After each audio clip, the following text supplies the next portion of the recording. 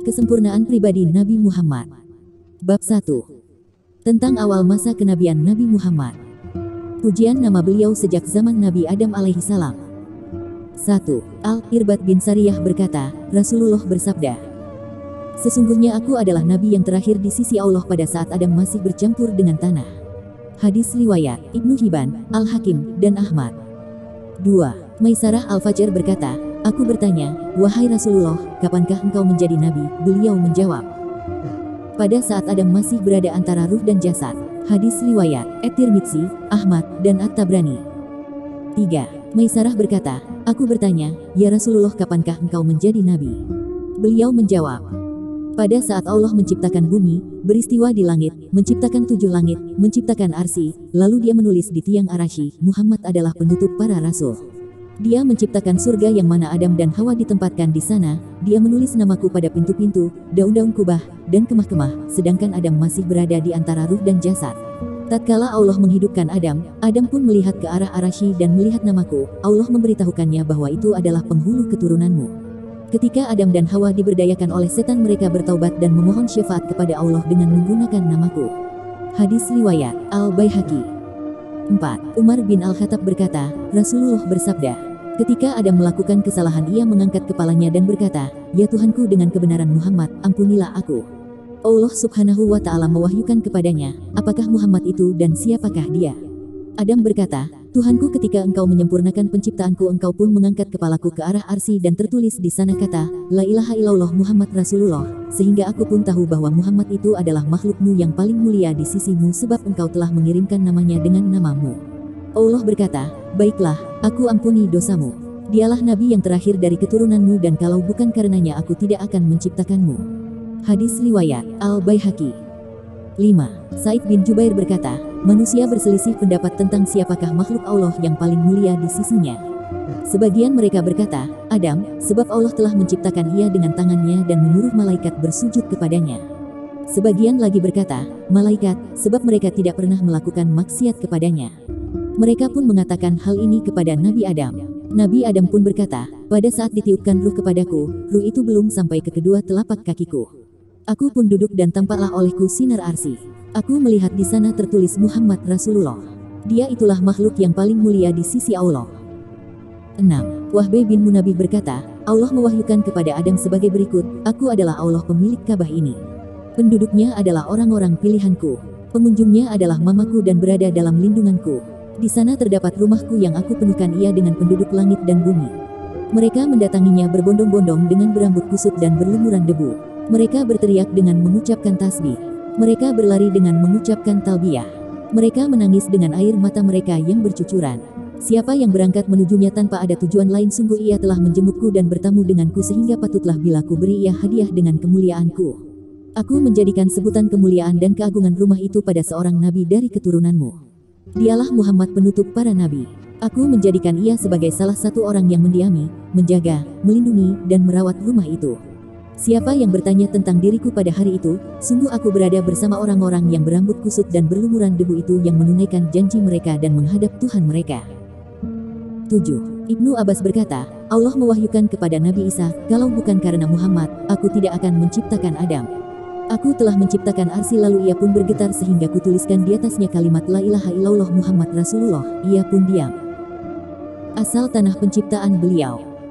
8. Ka'ab al-Ahbar mengatakan, ketika Allah berkehendak menciptakan Muhammad, ia memerintah Jibril agar membawakan segenggam tanah putih yang merupakan letak tempat kuburan Rasulullah, lalu tanah itu dicampur dengan air surga kemudian dicelupkan ke sungai-sungai yang berada di surga dan dibawa ke sekeliling langit dan bumi. Malaikat pun mengenal Muhammad serta keutamaan beliau sebelum mereka mengenal Nabi Adam. Ketika cahaya Muhammad terlihat pada kilauan cahaya di kening Adam, Allah berkata, wahai Adam, ini adalah penghulu keturunanmu dari para nabi dan rasul. Ketika Hawa mengandung Syits, Nur Muhammad berpindah dari Adam ke Hawa sehingga Hawa selalu melahirkan 2 anak setiap kali melahirkan kecuali ketika melahirkan Syits. Hawa melahirkannya seorang saja dengan cahaya itu pun selalu berpindah dari seorang suci ke yang suci lainnya sampai Nabi Muhammad dilahirkan. Sebab kemuliaan Nabi Muhammad. 9. Ibnu Abbas berkata, aku bertanya, ya Rasulullah, di manakah Anda ketika Nabi Adam berada di surga? Beliau menjawab, aku berada di dalam tulang sulbi, lalu aku turun ke bumi berada di dalam sulbi Adam. Aku pun telah naik ke kapal saat aku berada di dalam sulbi ayah Nuh. Aku pun pernah dicampakkan ke dalam api pada saat aku berada di dalam sulbi Ibrahim. Kedua orang tuaku tidak berhubungan dengan cara zina. Allah selalu memindahkan dari sulbi-sulbi yang suci ke rahim-rahim yang suci pula. Tidak terdapat dua cabang keturunanku kecuali aku berada pada yang terbaik di antara keduanya. Allah menjanjikan kenabian untukku di dalam kitab Taurat. Dia memberi kabar tentang itu. Dia membuat namaku terkenal di dalam kitab Injil. Bumi dan langit menjadi cemerlang karena wajah dan pandanganku. Hadis riwayat Al-Ajuri dan Ibnul Jauzi dalam Al-Maudu'at. Al-Abbas berkata, "Ya Rasulullah, aku ingin memujimu." Beliau berkata, "Sebutkanlah. Semoga Allah tidak akan membahagiakanmu gigimu." Al-Abbas mendendangkan syair berikut. Sebelumnya, dirimu telah tenang berada dalam suatu naungan yaitu tempat penyimpanan di mana dedaunan menjadi penutupnya. Engkau turun ke bumi dengan berupa wujud manusia. Bukan pula gumpalan tulang atau darah. Akan tetapi berupa nutfah yang berlayar di atas bahtera pada saat bumi dan penduduknya tenggelam. Engkau pun masuk ke dalam bara api Ibrahim bersembunyi di dalamnya. Engkau berjalan di dalamnya tanpa terbakar api. Engkau berpindah dari suatu sulbi ke suatu rahim. Bila satu dunia telah terlewatkan maka dunia lain pun tampak. Sehingga sampai ke rumahmu yang terjaga itu yaitu Hindif, Ulia. Pada saat engkau tiba, bumi pun menjadi terang dan ufuk menjadi bersinar dengan cahayamu. Kami pun berada dalam sinar dan cahaya itu sehingga jalan terang pun dapat dilalui. Doa Nabi Ibrahim Al-Khalil agar Nabi Muhammad diutus. 10. Pada saat Nabi Ibrahim untuk penduduk Makkah sebagai berikut, membangun Ka'bah beliau berdoa. Ya Tuhan kami, utuslah kepada mereka seorang rasul dari golongan mereka. Al-Baqarah 129. 11. Al-Irbad bin Sariyah berkata, Rasulullah bersabda, "Aku di sisi Allah adalah penutup para nabi sedangkan Adam pada waktu itu masih bercampur dengan tanah. Akan kuberitahukan kalian tentang keberadaanku. Aku adalah doa Nabi Ibrahim, kabar gembira Nabi Isa dan mimpi yang dialami oleh ibuku dan ibu-ibu para nabi terdahulu." Diriwayatkan pula oleh Laits, dari Muawiyah berkata, sesungguhnya ibu beliau melihat cahaya ketika beliau lahir yang menerangi seluruh istana negeri Syam. Nama beliau dan umat beliau yang disebutkan di dalam kitab Taurat dan Injil serta pengakuan ulama ahli kitab tentang hal itu. Allah Subhanahu wa Ta'ala berfirman, yaitu orang-orang yang mengikut Rasul, Nabi yang ummi yang namanya mereka dapati tertulis di dalam Taurat dan Injil yang ada di sisi mereka. Al-A'raf 157 bahwa yang dimaksud pada ayat ini adalah orang-orang yang mengetahui sifat dan ciri-ciri beliau. Firman Allah yang menyuruh mereka mengerjakan yang ma'ruf, yang dimaksudkan adalah kemuliaan akhlak dan silaturahmi. Firman Allah dan melarang mereka dari mengerjakan yang mungkar, yang dimaksudkan di sini adalah syirik.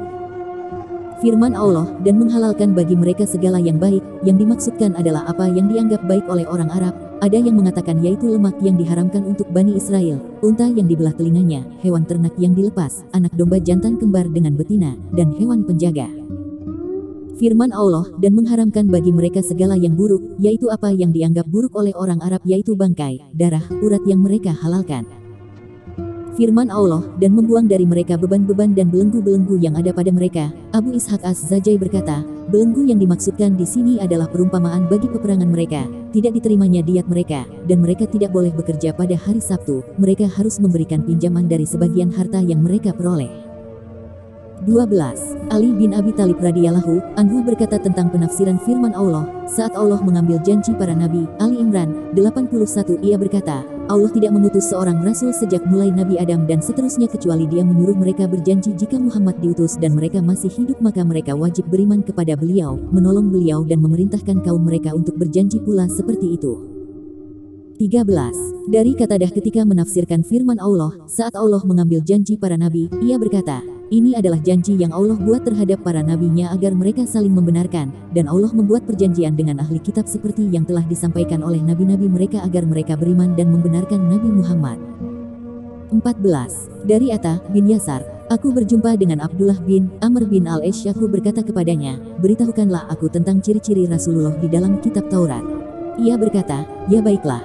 Demi Allah, telah disebutkan di dalam Taurat seperti yang telah disebutkan di dalam Al-Quran tentang beliau sebagai berikut ini, hai Nabi, sesungguhnya kami mengutusmu sebagai saksi, dan pembawa kabar gembira serta pemberi peringatan, untuk menjaga agamaku. Engkau adalah hambaku dan rasulku. Aku menemukanmu dengan sebutan Al-Mutawakil. Engkau bukan orang yang berperangai jahat, bukan pula orang yang kasar, dan bukan orang suka berteriak di pasar. Engkau tidak membalas kejahatan dengan kejahatan, akan tetapi engkau adalah pemaaf. Allah tidak akan mencabut nyawa beliau sebelum agama yang bengkok menjadi lurus, sehingga mereka semua mengucapkan kalimat la ilaha illallah. Allah membuka melalui beliau mata orang-orang yang buta, telinga-telinga yang tuli dan hati-hati yang lalai. Lafaz hadits ini hanya diriwayatkan oleh Al-Bukhari. 15. Abdullah bin Salam berkata, sifat Rasulullah di dalam Taurat adalah sebagai berikut, sesungguhnya kami mengutus kamu sebagai saksi, pembawa berita gembira dan pemberi peringatan untuk menjaga agamaku. Engkau bukanlah orang yang berperangai jahat, tidak pula kasar, dan bukan orang suka berteriak di pasar. Tidak membalas kejahatan dengan kejahatan, akan tetapi engkau adalah seorang yang pemaaf. Aku tidak akan mencabut nyawamu hingga agama yang bengkok ini menjadi lurus. Akan kubuka dengan sebab telinga-telinga yang tuli, hati-hati yang lalai, mata-mata yang buta agar mereka semua mengucapkan la ilaha illallah. Hadis riwayat Al-Qurtubi dalam tafsirnya. 16. Dari Ibnu Abbas, bahwasanya ia bertanya kepada Ka'ab, apa yang engkau ketahui tentang Rasulullah di dalam kitab Taurat? Ka'ab menjawab, kami mendapatkan bahwa beliau adalah Rasulullah, lahir di Makkah. Tempat hijrah beliau adalah Taibah, Madinah. Kekuasaan beliau. Quran Surat Al-Ahzab 45. 2 hadis riwayat Al-Bukhari, Ahmad, At-Tirmidzi, Ad-Darimi dan Al-Baihaqi dalam Dalail An-Nubuwah. Quran Surat Al-Fat 8. 3. Berada di Syam. Beliau bukan orang yang keji, tidak pula suka berteriak di pasar dan tidak membalas kejahatan dengan kejahatan, akan tetapi beliau suka memberi maaf. Ka'ab melanjutkan, kami mendapatkan di dalam Taurat tertulis bahwa Muhammad adalah Rasulullah, bukan orang yang keji, bukan pula orang yang bersifat kasar dan tidak suka berteriak di pasar, tidak membalas kejahatan dengan kejahatan, akan tetapi suka memaafkan. Umat beliau adalah orang-orang yang suka memuji Allah, bertakbir pada setiap tempat, bertahmid pada setiap rumah. Mereka mengenakan sarung pada setengah badan mereka. Mereka berwudu dengan membasuh anggota badan mereka. Mereka diserukan di kawasan langit. Barisan mereka dalam peperangan seperti barisan mereka pada waktu salat. Pada malam hari, suara mereka mendengung seperti dengungan lebah. Tempat kelahiran beliau adalah Makkah. Tempat hijrah beliau adalah Tabah. 17. Ka'ab berkata, Allah berfirman di dalam Taurat pada barisan pertama sebagai berikut, Muhammad adalah hamba pilihanku, bukan orang yang berperangai jahat, bukan pula orang yang kasar, bukan orang suka berteriak di pasar, tidak membalas kejahatan dengan kejahatan akan tetapi dia suka memaafkan. Tempat lahirnya di Makkah, hijrahnya di Taibah, Madinah, dan kekuasaannya berada di Syam. Pada baris kedua Allah berfirman sebagai berikut, Muhammad adalah Rasulullah. Pengikutnya adalah orang-orang yang suka memuji Allah, bertahmid kepada Allah dalam keadaan lapang maupun sempit. Mereka bertahmid pada setiap rumah, mengucapkan takbir pada setiap naik ke atas bukit. Mereka memperhatikan perputaran matahari. Mereka melakukan salat bila waktunya tiba walaupun mereka berada di atas sampah. Mereka mengenakan sarung setengah badan mereka, membasuh anggota badan mereka dengan berwudu. Suara mereka terdengar di langit bagaikan suara lebah. 18. Abu Hurairah radhiyallahu anhu berkata, Rasulullah bersabda, sesungguhnya Nabi Musa ketika menerima Taurat, ia membacanya dan mendapatkan di dalamnya bahwa Allah menyebutkan umat ini. Nabi Musa berkata, Tuhanku, aku mendapatkan di dalam lembaran Taurat ada suatu umat yang akan datang terakhir tetapi mereka adalah umat pertama masuk surga dan pula diberikan syafaat, jadikanlah umat itu sebagai umatku. Allah berkata, itu adalah umat Muhammad. Nabi Musa berkata, Tuhanku, aku menemukan di dalam lembaran Taurat ada umat yang membawa kitab suci mereka ada di atas dada mereka, mereka membacanya secara terang-terangan. Jadikanlah umat itu sebagai umatku. Allah berkata, itu adalah umat Muhammad. Lihat Tabakat Ibnu Sa'ad dengan beberapa jalur, dan lihat Dalail An-Nubuwah. Nabi Musa berkata, ya Tuhanku, aku menemukan di dalam lembaran Taurat ada umat yang membuat makanan mereka sebagai sedekah dan mereka diberi pahala atas hal itu. Jadikanlah umat itu sebagai umatku. Allah menjawab, itu adalah umat Muhammad. Nabi Musa berkata, Tuhanku, aku menemukan di dalam lembaran Taurat ada umat yang bila seseorang di antara mereka berkeinginan untuk melakukan kejahatan namun ia tidak melakukannya maka tidak dicatat sebagai dosa. Jika mereka melakukannya maka barulah dicatat sebagai satu kesalahan. Jadikanlah umat itu sebagai umatku. Allah berkata, itu adalah umat Muhammad. Nabi Musa berkata, ya Tuhanku, aku menemukan di dalam lembaran Taurat ada umat yang dikaruniai dengan ilmu-ilmu terdahulu dan ilmu-ilmu yang terakhir. Mereka membunuh pemimpin kesesatan yaitu Dajjal. Jadikanlah umat itu sebagai umatku. Allah berkata, itu adalah umat Muhammad. Nabi Musa berkata, ya Tuhanku, jadikanlah aku termasuk umat Muhammad. Maka ia telah diberikan akan permintaannya dengan dua hal. Allah berkata, wahai Musa, aku telah memilihmu dari sekalian manusia dengan firman dan risalahku, maka ambillah apa yang telah aku berikan serta jadilah engkau sebagai orang yang bersyukur. Nabi Musa berkata, Aku bersyukur, ya Tuhanku. 19.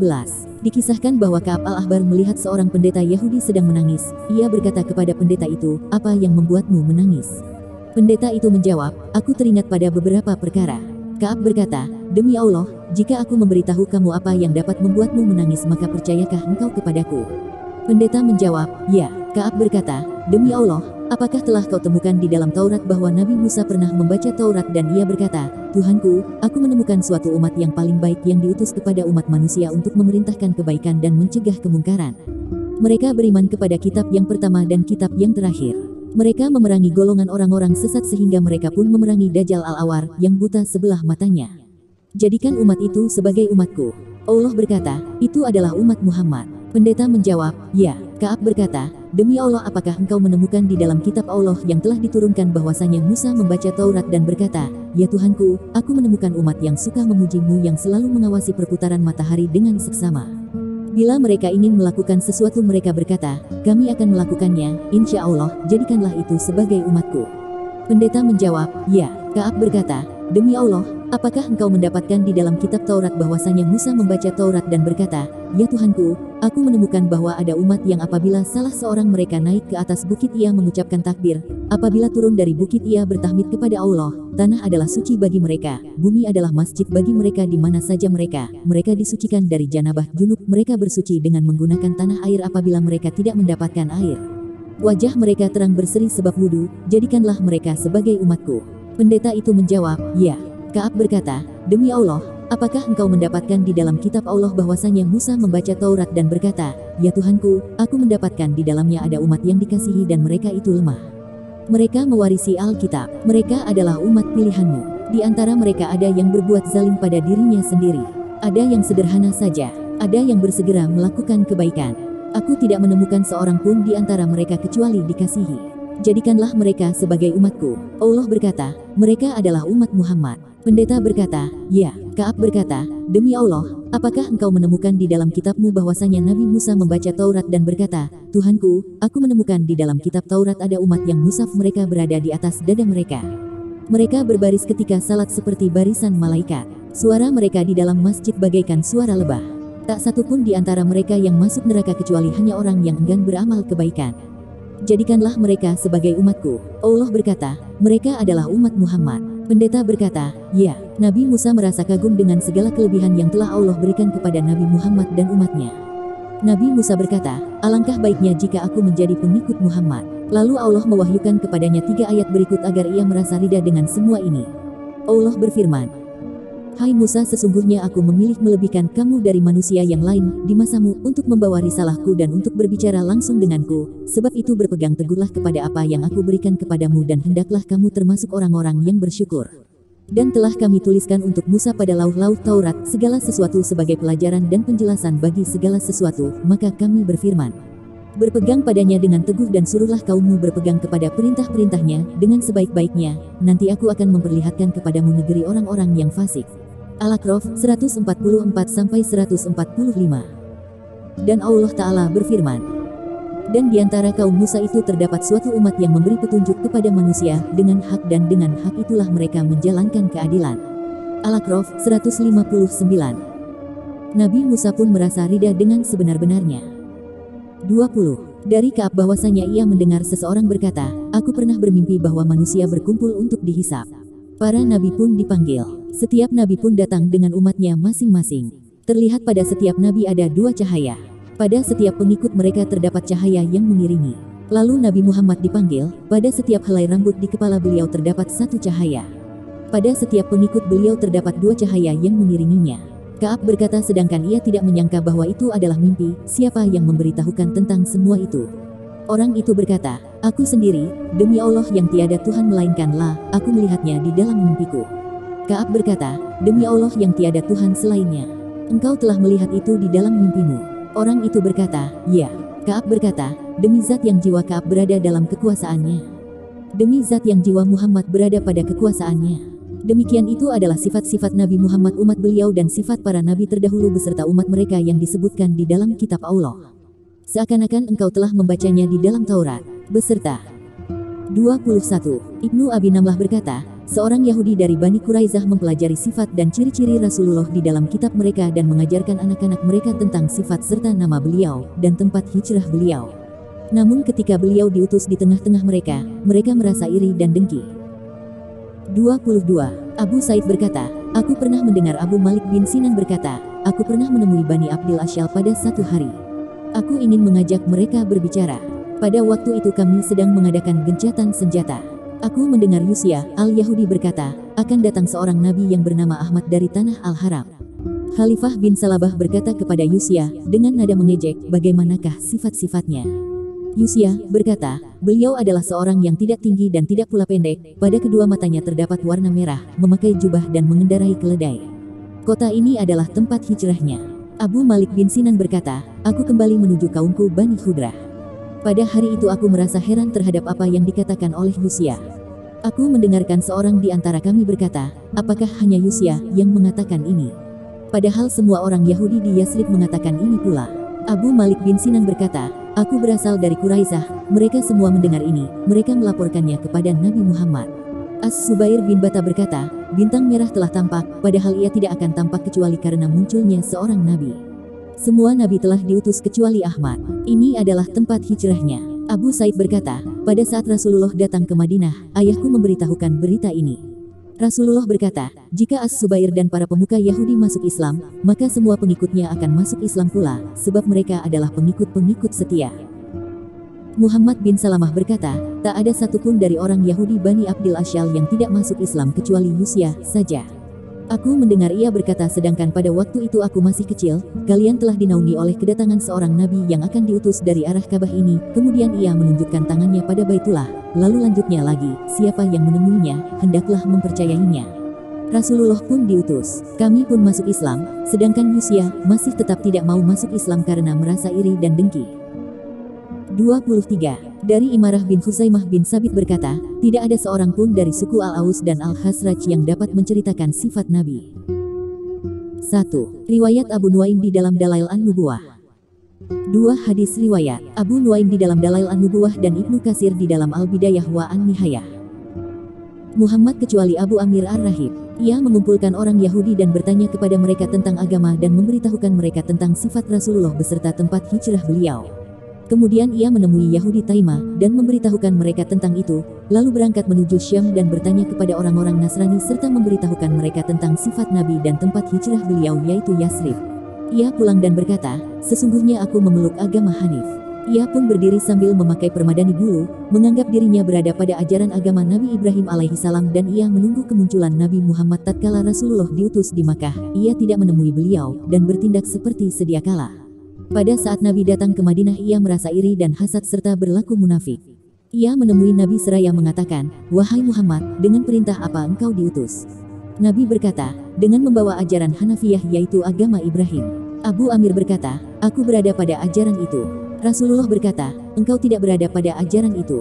Abu Amir berkata, engkau telah mencampurkannya dengan ajaran lain. Rasulullah berkata, aku membawanya dengan keadaan bersih dan murni. Lalu manakah berita yang telah disampaikan oleh para pendeta Yahudi dan Nasrani kepadamu tentang sifatku? Abu Amir berkata, tapi engkau bukan seperti yang mereka ceritakan. Rasulullah berkata, engkau telah berdusta. Abu Amir berkata, aku tidak berdusta. Rasulullah berkata, semoga Allah mematikan orang yang berdusta dalam keadaan terasing dan terusir. Abu Amir berkata, amin. 24. Ibnu Abbas berkata, sesungguhnya orang Yahudi sebelum Rasulullah diutus mereka memohon kedatangan beliau agar mereka dapat mengalahkan Al-Aus dan Al-Khazraj. Setelah Allah mengutus beliau, mereka mengingkari beliau dan menyangkal apa yang pernah mereka katakan dulu. Mu'az bin Jabal dan Bisir bin Al-Bara petik terbalik berkata kepada mereka, wahai kaum Yahudi, bertakwalah kalian kepada Allah dan masuklah ke agama Islam, sungguh kalian telah mengharap kedatangan Muhammad agar kalian dapat mengalahkan kami. Pada waktu itu sebagai penyembah berhala. Kalian pun memberitahukan kepada kami bahwasanya beliau akan diutus. Kalian sebutkan pula tentang sifat-sifat beliau. Salam bin Misikam berkata, apa yang telah kami sebutkan pada kalian adalah tidak pernah kami ketahui sedikit pun. Allah menurunkan ayatnya sebagai berikut. Dan setelah datang kepada mereka Al-Quran dari Allah yang membenarkan apa yang ada pada mereka, padahal sebelumnya mereka biasa memohon kedatangan Nabi untuk mendapat kemenangan atas orang-orang kafir, maka setelah datang kepada mereka apa yang telah mereka ketahui, lalu mereka ingkar kepadanya. Maka laknat Allah lah atas orang-orang yang ingkar itu. Al-Baqarah 89. Ibnu Abbas berkata, mereka memohon pertolongan dengan diutusnya Nabi Muhammad agar mereka dapat mengalahkan orang-orang musyrik. Mereka itu adalah para ahli kitab, namun ketika Allah telah mengutus beliau sebagai rasul dan mereka mengetahui bahwa beliau adalah bukan dari golongan mereka mengingkari beliau dan merasa dengki kepada beliau. 25. Dari Qatadah tentang penafsiran ayat. Padahal sebelumnya mereka biasa memohon kedatangan Nabi untuk mendapat kemenangan atas orang-orang kafir. Al-Baqarah 89. Ia berkata, maksudnya adalah bahwasanya orang Yahudi memohon kehadiran Nabi Muhammad agar mereka dapat mengalahkan orang-orang kafir Arab dengan mengucapkan doa berikut, Ya Allah, utuslah kepada kami seorang Nabi yang kami dapatkan di dalam kitab Taurat agar kami dapat menyiksa dan memerangi mereka. Setelah beliau diutus dan beliau adalah bukan dari golongan mereka mengingkari beliau karena merasa iri dengan orang Arab. 26. Al-Mughirah bin Syu'bah berkata, bahwasanya ia pernah mendatangi Al-Muqawqis dan berkata kepadanya, sesungguhnya Muhammad adalah seorang nabi dan rasul. Dikala beliau berdakwah ke bangsa Kipti dan Romawi, maka mereka akan mengikuti beliau. Al-Mughirah berkata, aku pernah tinggal di Iskandaria. Tidak kulewati satu gereja pun kecuali aku masuk ke dalamnya dan bertanya dengan para uskupnya, baik itu dari bangsa Kipti maupun bangsa Romawinya tentang sifat Nabi Muhammad yang mereka dapat. Aku bertemu dengan seorang uskup dari bangsa Kipti yaitu ketua gereja Nabi Yunus. Biasanya mereka datang kepadanya dengan membawa orang yang sakit di antara mereka dan minta orang itu didoakan. Aku tidak pernah melihat seseorang yang melakukan salat 5 waktu lebih giat darinya. Aku berkata, beritahulah aku apakah masih ada seorang nabi lagi. Ia menjawab, ya, dia itu nabi yang terakhir. Tidak terdapat satu nabi pun antara ia dan Isa bin Maryam. Ia adalah nabi yang kita diperintahkan oleh Nabi Isa untuk mengikutinya. Ia adalah seorang nabi yang buta huruf dan berbangsa Arab. Namanya adalah Ahmad. Dia tidak tinggi dan tidak pula pendek. Pada kedua matanya terdapat warna merah. Ia tidak berkulit putih dan tidak pula sawo matang. Pedangnya berada di atas bahunya. Ia tidak peduli dengan siapa ia berhadapan. Ia memulai perang dengan dirinya sendiri. Bersamanya terdapat para sahabatnya yang mengorbankan jiwa mereka untuknya. Mereka sangat mencintai beliau melebihi dari anak dan orang tua mereka. Ia datang dari tanah Al-Qordeh yaitu mulai dari tanah haram ke tanah haram pula. Ia berpindah ke suatu negeri yang mempunyai lahan tandus dan kebun kurma. Ia menganut agama Nabi Ibrahim. Al-Mughirah bin Syu'bah berkata, tambahkan lagi penjelasanmu. Uskup itu berkata, dia mengenakan sarung pada separuh badannya. Ia membasuh anggota badannya. Telah diberikan sesuatu yang tak pernah diberikan kepada Nabi sebelumnya. Ia diutus kepada kaumnya dan kepada seluruh umat manusia. Tanah adalah masjid dan lagi suci baginya. Di mana saja ia mendapatkan waktu salat ia bertayamum dan salat, sedangkan Nabi sebelumnya tidak semudah itu. Mereka tidak boleh melakukan salat kecuali di dalam gereja dan biara. Al-Mughirah menemui Rasulullah dan masuk Islam serta memberitahukan kepada beliau tentang semua itu. Beliau merasa senang bila ini diperdengarkan kepada para sahabat beliau. Al-Mughirah berkata, aku menceritakan kepada mereka tentang demikian itu selama 2 atau 3 hari. 27. Diriwayatkan bahwasanya Warakah bin Naufal dan Zaid bin Said pergi mencari ajaran agama sehingga mereka menemui seorang pendeta di daerah Mosul. Pendeta itu berkata kepada Zaid, dari mana Anda datang? Zaid berkata, dari rumah Ibrahim. Pendeta berkata, apa yang hendak kau cari? Zaid berkata, saya mencari agama. Pendeta itu berkata, pulanglah. Apa yang kau cari tidak lama lagi berada di daerahmu. Zaid pun pulang dan berkata, baiklah, aku penuhi dengan tunduk dan taat. 28. Dari Khalifah bin Abdullah Al-Makari. Ia berkata, aku bertanya kepada Muhammad bin Adi bagaimana bisa bapaknya memberinya nama Muhammad. Muhammad bin Adi berkata, aku tanyakan pada bapakku tentang semua ini. Ia berkata sebagai berikut, suatu hari aku bersama 4 orang lainnya yaitu Sufyan bin Mujashi, bin Darim, Yazid bin Amr bin Rabiah, Usamah bin Malik bin Judub. Kami berangkat ingin menemui Ibnu Jafnah Al-Ghasani. Pada saat kami datang ke Syam, kami singgah di sebuah anak sungai yang di dalamnya terdapat pepohonan kecil. Di dekatnya terdapat sebuah biara dan di dalamnya ada seorang biarawan. Ia mengamati kami dan berkata, sesungguhnya bahasa ini bukan dari penduduk negeri ini. Kami berkata, ya, kami berasal dari suku Mudar. Biarawan itu berkata, dari suku Mudar yang mana? Kami berkata, dari Hindif. Biarawan itu berkata, tidak lama lagi akan diutus di negeri kalian seorang nabi. Bergegaslah kalian menemuinya. Ambillah bagian kalian darinya, maka kalian akan mendapatkan petunjuk, sebab ia adalah penutup para nabi. Namanya adalah Muhammad. Setelah kami pulang dari rumah Ibnu Jafnah kami kembali ke keluarga kami dan masing-masing kami dikaruniai seorang anak beri nama Muhammad. Yang kami. 29.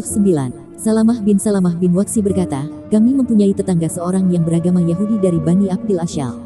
Salamah berkata, suatu hari ia pernah datang menemui kami sebelum Nabi Muhammad diutus. Ia singgah di majelis Bani Abdul Ashal. Pada waktu itu, aku berumur lebih muda setahun dibanding dengannya. Aku mempunyai permadani yang dihamparkan di teras rumahku.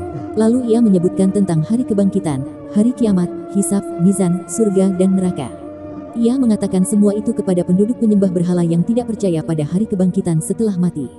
Mereka berkata, celaka engkau, hai Fulan. Engkau meyakini itu ada manusia setelah mati, mereka akan dibangkitkan pada sebuah dunia yang di dalamnya terdapat surga dan neraka, serta mereka diberikan balasan sesuai dengan amal perbuatan mereka. Yahudi itu berkata, ya, benar, demi Tuhan yang aku bersumpah dengan menyebut namanya. Ada yang lebih dahsyat dari itu, yaitu orang-orang musyrik dibakar dengan api itu kemudian mereka dimasukkan ke sana dan mereka ditimpakan dengan api neraka. Mereka tidak akan selamat. Penyembah berhala berkata, apa tanda atas yang